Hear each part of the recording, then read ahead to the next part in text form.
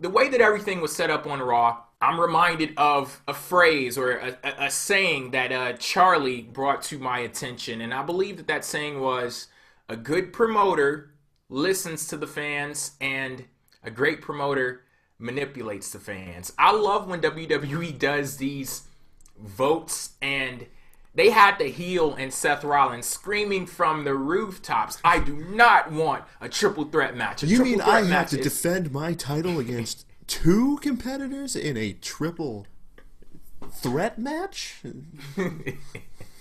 Then you had JBL out there, you know, his antagonistic self, talking about how unfair it was. So yes, this is a situation that we're involved in right now. We're getting another triple threat for the WWE World Heavyweight Championship. Pick, you know, I mean, in what world are the fans going to pick one challenger over two? Like, you can give them anything. You can give, if you give them 9 challengers, you're going to be like, hey, 9 people in one match. Fuck it, throw them all in. You know, they're never going to not pick the one with more match. Like, it reminds me of the time when John Cena, they had the option for a 3-on-1 match against Cena, and it's like as if people weren't going to pick the 3-on-1 match against Cena. I mean, come on.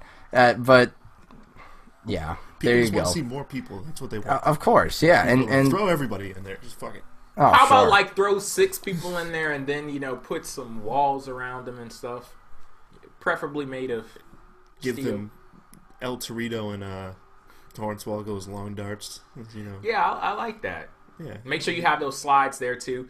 But yeah, protect the long darts. Yeah, we're joking and everything, but yeah, this is the match that we're going to see at Payback. How did you guys think the execution and the road to get to that point played out on Raw? Thought it was pretty good. I enjoyed it.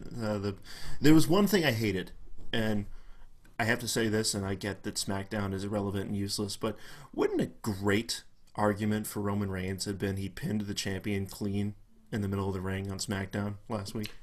Yes, because if you had watched Monday Night Raw, that is something that you didn't watch SmackDown. That's something that you would not have been privy to on Monday Night Raw. You didn't even know what happened. That would have been my argument. I pinned your ass on SmackDown.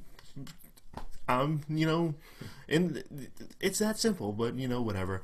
They didn't go with that. I thought both promos were fine. I thought Seth's promo to open the show, like somebody said, I was listening to a Raw review, and they made a great point that Wrestler X came out and cut a long, boring promo at the start of Raw, and they pretty much just fill that in for, you know, every Raw report, and that's pretty much it. You know, they come out, they talk forever, and then stuff happens, and you get a Raw main event out of it, and that's just the way the show works. But, you know, the Roman and Randy stuff I thought was fine, and the whole fan vote, like I said, nobody's ever going to not pick the one with more people, and it just gets people see more people, and they think that's going to be better. So they manipulated nicely. And did you notice what came in second? Just thought I'd throw this up. Mm-hmm. Yeah, just fun fact. But, you know, Charlie, about that whole Wrestler X opens up Raw and cuts a promo, it's very easy to, like, break it down to, like, bare bones and that way, and I guess... But when it's a long 20-minute boring promo, that's pretty much what it is every week. But it wasn't a boring promo, though. I like the promo. I've really grown to... I've already been a big Seth Rollins fan, but ever since he's become champion, it's just the smarm has been taken to astronomical levels, and he's a very despicable person, and it's like I love to hate him. Anytime that he's on the mic, I think he's really good, though.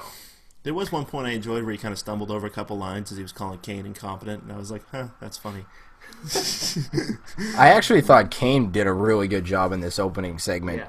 I know we're going to talk about that more in depth later on, but I thought the whole Justin Bieber thing was funny, and I know segment made me want to see Justin Bieber make an appearance on Raw. That's how good this segment was, okay? Well, damn.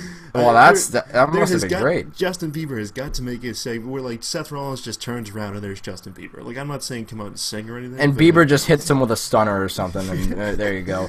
And then but then again, that might turn Rollins' face, so I don't know. But anyway. Yeah, definitely. Walk out and ran with that shit.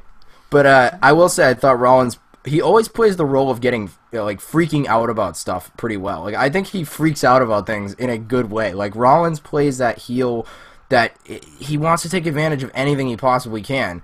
And so it's like, sure, sometimes we want to see clean finishes, but it's like with Rollins' character, the way that it is, I really don't think he needs to have clean finishes on a consistent basis because of the fact that he's really solid at playing the role of someone who flips shit when things don't go the way that they're supposed to for him. Like the triple threat, you know, he might have even drawn it out a lot, but I thought it was good. It was like emotional. Even if it was like kind of plastered out there, it was there. And I like that. And I think that that does something as a heel that gets people to legitimately boo.